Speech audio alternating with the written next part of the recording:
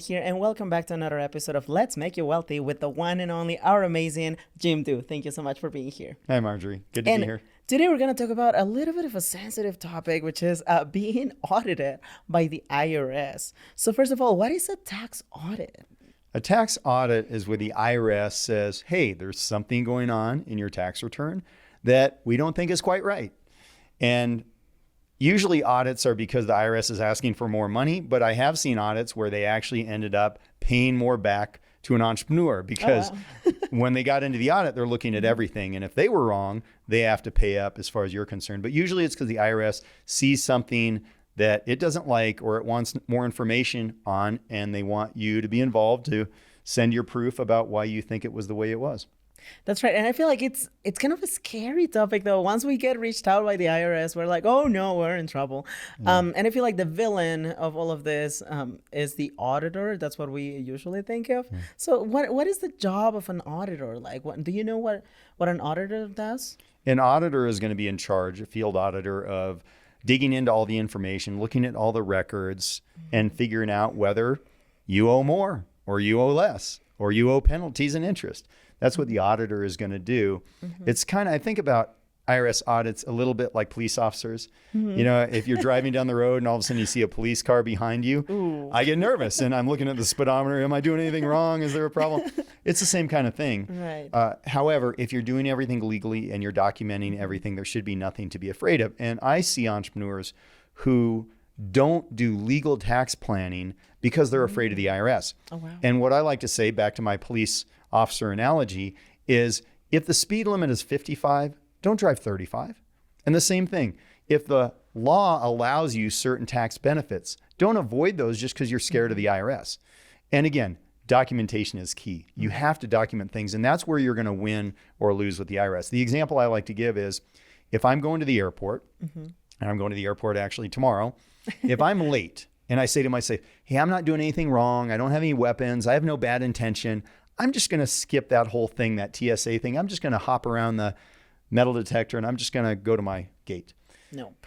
Not going to work, right? If I do that, not. I'm going to have a whole bunch of new friends. I'm going to get tackled by people who are going to drag me off to a little room. I'm going to miss my flight. They're going to ask me a lot of questions. I might even get charged with some sort of crime. That's right. But I wasn't doing anything that was wrong. I wasn't following the process. Exactly. I wasn't following the procedure. So even if you're doing the right thing, sometimes I meet entrepreneurs that say, but I'm not doing anything wrong. Yeah, but if you're not documenting it, you're not following the process, the IRS isn't going to like you for that.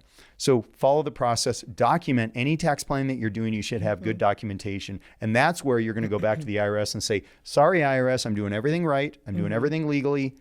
Have a nice day. That's right. And if anything, you do have the evidence that is proving you all of that.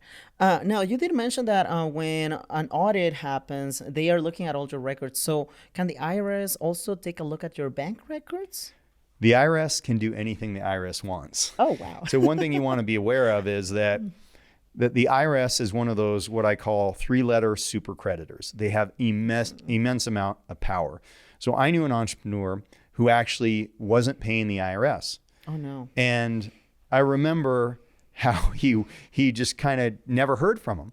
Because what happens with the IRS is, let's say you stop paying your bank.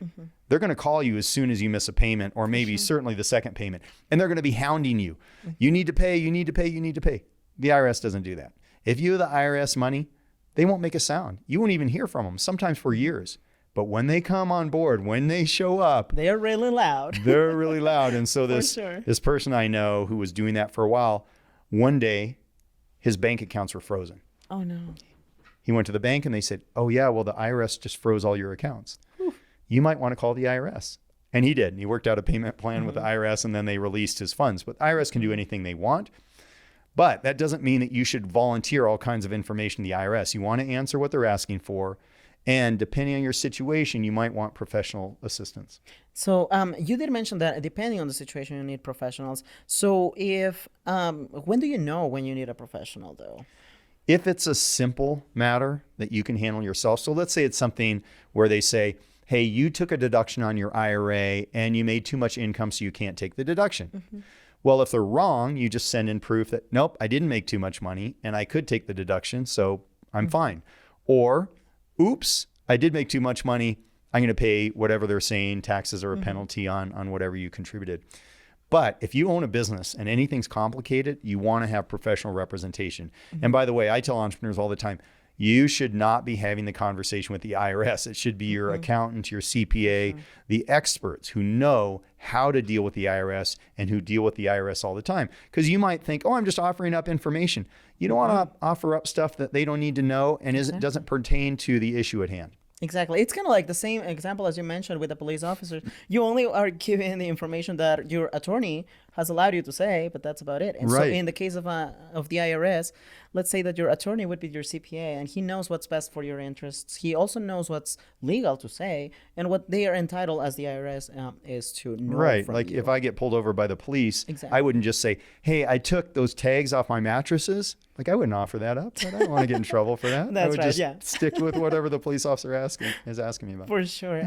So when it comes to all of these tax audits, what are some of the strategies that you currently implement within your business to make sure that you stay on top of any audits that may come from the IRS? The first thing is knowing what tax strategies get their attention more than others.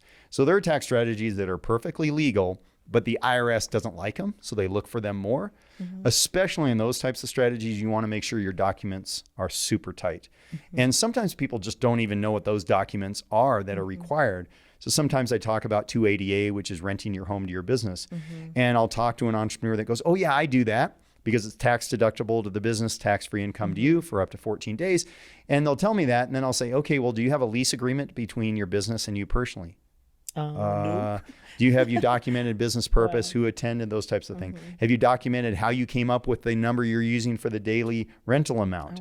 Did you 1099 yourself the next year? Did you actually transfer the money from the business to your personal account? So all those things that are dotting your I's and crossing your T's have to be done to make sure if you go through an audit, you can go, yeah, I can see why you would question this, but I have all the documentation. I did it right. Rather than, I'm supposed to do something? I'm supposed to have documentation? That's what gets you into trouble.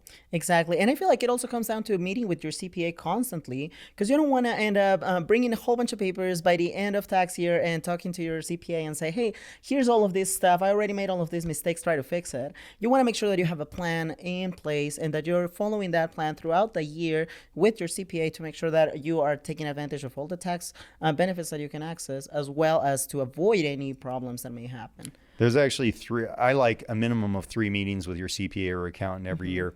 I like July because you've got 6 months worth of income. You can kind of have an idea about where you are. I like the fall, October-ish timeframe so that you can finalize tax planning for the year. And then I like when you actually have the return completed, sitting with your accountant and asking 3 questions. What worked? What didn't? And what are we doing next? That's right. And we also mentioned a few of the strategies that the IRS doesn't like, as well as some of the things that you should be avoiding to do. But what are some of the red flags that you would say usually increase your chances of being audited?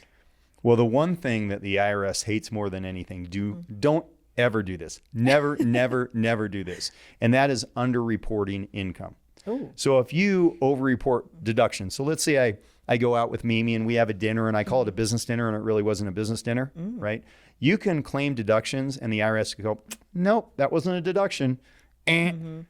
But if you underreport income, that's where they try to put you in the color orange. And I don't know if you look good in the color orange, but you don't want to be wearing those orange jumpsuits. So underreporting income is a big deal. And I remember talking to an entrepreneur years ago who mentioned that he got paid for some project that he did. And he said, I don't think there's any way the IRS would ever know I got paid. Oh, no. I said, do not underreport income. That's a line in the sand. The IRS gets really upset if you underreport income. That's right. And that's where when you hear famous stars like Wesley Snipes and some of these people who got into trouble with the IRS, they got in trouble for underreporting income. That's almost always the case. Now there's fraud and other kinds of stuff, but those are two sides. Underreporting income and deductions. Deductions, they give you more leeway. Underreporting income, don't ever do that. That's right. Be smart when you're doing your taxes. Be smart when you're reporting any income that you're receiving for your business or any extra jobs that you may be taking on. Thank you so much again, Jim. And thank you to our audience. So we're going to see you on the next episode. Bye-bye.